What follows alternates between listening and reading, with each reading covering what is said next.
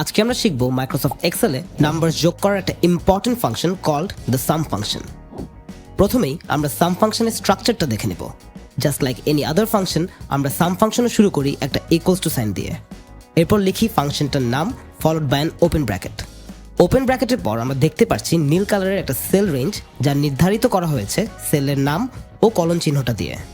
এর মানে হচ্ছে H1 থেকে H5 পর্যন্ত যতগুলো সেল আছে ততগুলো সেল এখন সিলেক্টেড এবং সেলগুলোর উপর পিছনের ফাংশনটা অ্যাপ্লাই করা হবে।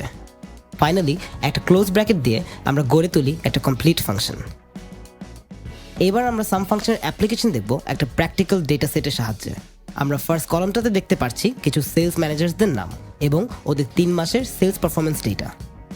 একেবারে রাইটের কলাম ইতে দেখতে পাচ্ছি কিছু ব্ল্যাঙ্ক সেলস। এখানে আমরা ক্যালকুলেট করব সেলস ম্যানেজারদের 3 মাসের সেলস টোটাল। একেবারে নিচে আমরা দেখতে পাচ্ছি একটা টোটাল লেখার রো। এই রোতে আমরা ক্যালকুলেট করব জানুয়ারি, ফেব্রুয়ারি ও মার্চ মাসের টোটাল সেলস ভ্যালুস। এবার যদি এই সেলটা সিলেক্ট করে আমরা জানুয়ারি মাসের হিসাবটা জানতে চাই, আমরা একটা ইকুয়ালস টু সাইন দিয়ে লিখব সাম। ট্যাব বাটন প্রেস করে সিলেক্ট করব B2 থেকে B11 পর্যন্ত সবগুলো সেল। এবার ব্র্যাকেটটা ক্লোজ করে যদি এন্টার প্রেস করি, আমরা পেয়ে যাচ্ছি আমাদের জানুয়ারি মাসের হিসাব। ফেব্রুয়ারি ও মার্চ মাসের ক্যালকুলেশন করার জন্য আমরা এই সেলটার কর্নারে গিয়ে ফিল হ্যান্ডেল কার্সারটা ক্লিক করব এবং ম্যানুয়ালি ড্র্যাগ করে নিয়ে যাব ডানে। এবার ছেড়ে দিলেই ফাংশনটা অটোমেটিকলি অ্যাপ্লাই হয়ে যাচ্ছে। ফেব্রুয়ারি টোটালে যদি আমরা ডাবল ক্লিক করি, আমরা দেখতে পারবো যে এবার ফাংশনটা যোগ করছে সেল C2 টু C11। এটা হচ্ছে আমাদের ফেব্রুয়ারি মাসের কলাম, হুইচ ইজ পারফেক্ট। এইবার কলাম ইতে আমরা দেখতে পাচ্ছি প্রতিটা সেলস ম্যানেজারের কোয়ার্টারলি টোটাল বা এই 3 মাসের টোটাল। এবার আমাদের হিসাব করতে হবে সাইড থেকে।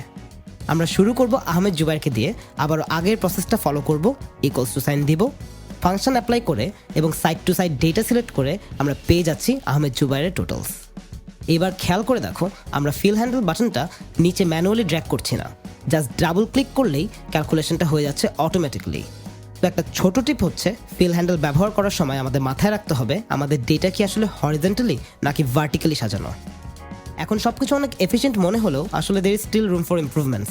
সাম ফাংশনটা অ্যাপ্লাই করার জন্য আছে আরও একটা ইজি শর্টকাট। দুবার আন্ডু দিয়ে আমি এই কলামটা খালি করে নিলাম। এবার যদি আমাদের হোম ট্যাবের একেবারে রাইট কর্নারে যাই, আমরা দেখতে পারবো একটা টুল আছে কল্ড দ্য অটোসাম।